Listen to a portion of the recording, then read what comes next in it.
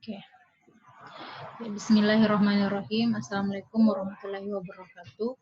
Saya Rifatul Mahmudah, mahasiswa program Pasca Sarjana Universitas Negeri Makassar, program Pendidikan Fisika UNM 2020.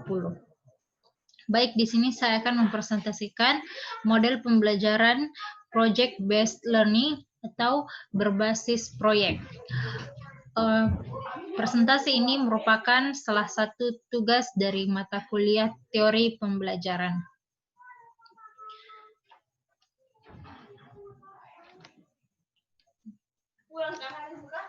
Ya, yang pertama, sebelum memulai tentang teori pembelajaran project based learning, pertama-tama adalah apa yang mendasari teori pembelajaran ini berkembang. Apa yang mendasari model pembelajaran ini berkembang, yakni adanya teori pendukung. Teori pendukung dari model pembelajaran project based learning adalah teori belajar konstruktivistik. Sebagaimana kita ketahui, konstruktivisme adalah pendekatan dalam pembelajaran yang mengarahkan pada penemuan suatu konsep yang lahir dari pandangan, gambaran, inisiatif, dan pengalaman peserta didik. Teori konstruktivisme berpandangan bahwa peserta didik harus secara individual menemukan dan mentransformasikan informasi yang kompleks, memeriksa informasi dengan aturan yang ada, dan merevisinya jika perlu.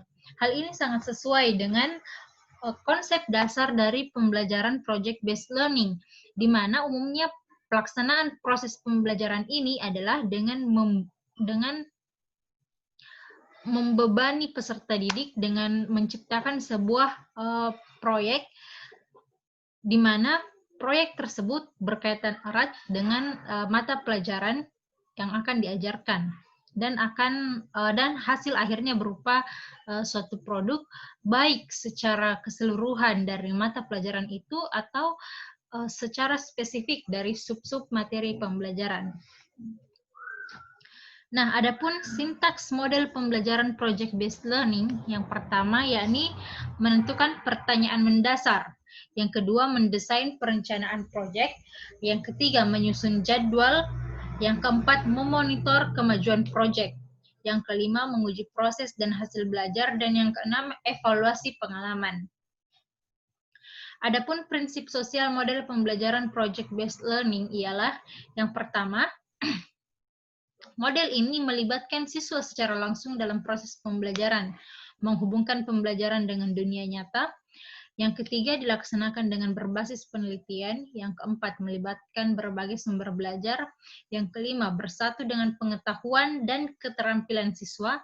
Yang keenam, dilakukan dari waktu ke waktu atau berkesinambungan. Dan yang terakhir, diakhiri dengan sebuah produk tertentu. Nah, adapun prinsip reaksi atau respon dari peserta didik dari model pembelajaran berbasis project-based learning, yang pertama ialah peserta didik membuat keputusan tentang sebuah kerangka kerja. Yang kedua, adanya permasalahan atau tantangan yang diajukan kepada peserta didik.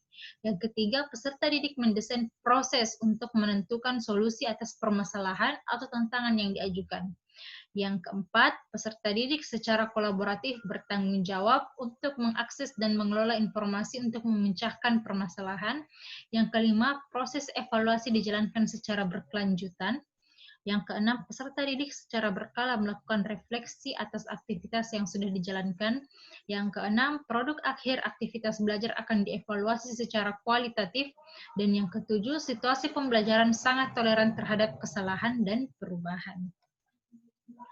Nah, adapun kelebihan dari model pembelajaran project-based learning, yang pertama adalah mampu meningkatkan kemampuan siswa mengajukan pertanyaan, mencari dan menginterpretasikan informasi berdasarkan dari yang mereka peroleh. Yang kedua, membuat rencana penelitian, mencatat temuan, berdebat, berdiskusi, dan membuat keputusan. Yang ketiga, bekerja untuk menampilkan dan mengkonstruksikan informasi secara mandiri. Yang keempat, berbagi pengetahuan dan bekerja sama untuk mencapai hasil tertentu. Yang kelima, menampilkan semua disposisi intelektual dan sosial untuk memecahkan masalah dunia nyata. Dan yang keenam, meningkatkan motivasi belajar peserta didik. Di balik kelebihannya, proses model pembelajaran project-based learning juga memiliki beberapa kekurangan. Di antaranya, yang pertama, dia memerlukan banyak waktu dan biaya. Yang kedua, memerlukan banyak media dan sumber belajar.